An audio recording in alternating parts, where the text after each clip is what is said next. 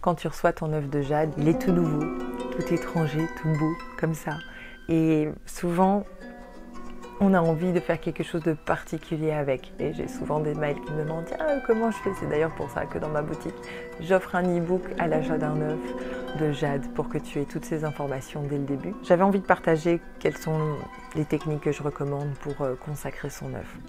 Donc il faut savoir que l'œuf va arriver chez toi à un moment, et peut-être tu l'as déjà. C'est quelque chose qui va être assez intime avec toi, à l'intérieur de ton corps, et que c'est important de créer une relation avec cet objet sacré et sexuel qui rentre dans ta vie et qui rentrera dans ton corps. Et c'est pour ça que j'invite à le consacrer, donc à lui donner une énergie sacrée. Donc il y a plusieurs manières de le faire. Par exemple, le poser sur un autel à la maison, le poser sur un amas de cristal, avec des fleurs autour, embellir, lui faire un rituel énergétique. Si tu es plutôt dans l'énergétique, si tu es dans le toucher, aller plus dans le toucher, le palper le plus souvent possible. Et si tu es plutôt dans les plantes, tu peux peut-être une défumation. Si tu es plutôt dans les pierres, le nettoyer, l'énergiser avec des pierres.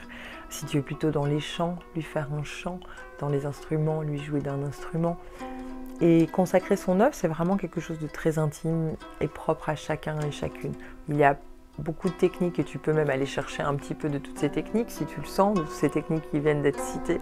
Tu peux aller les chercher et composer quelque chose d'unique pour toi, de pouvoir donner une énergie de sacré au travail que l'œuf va te permettre, afin que quand tu pratiques l'œuf de jade, tu puisses immédiatement, juste en regardant l'œuf, te connecter à quelque chose de divin. Ça te permettra d'avoir une pratique beaucoup plus bénéfique pour toi. Et souvent, ce que je recommande, c'est de laisser libre cours à sa créativité, car tu sais mieux que tout le monde comment tu as envie de consacrer ton œuf. Et tu peux le consacrer en une fois à son arrivée, ou alors lui faire des petites consécrations, ou une grande et plusieurs petites, ou une grande consécration chaque année et des toutes petites. Il n'y a rien de linéaire et de codé, c'est vraiment toi qui décides comment tu vas consacrer ton œuf et quelle est la meilleure manière pour toi.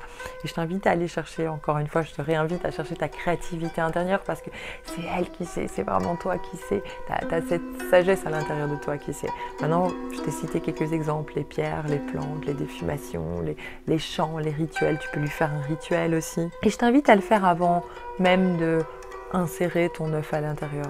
J'espère que tu as aimé cet article, fais-le moi savoir en commentaire. Je t'embrasse.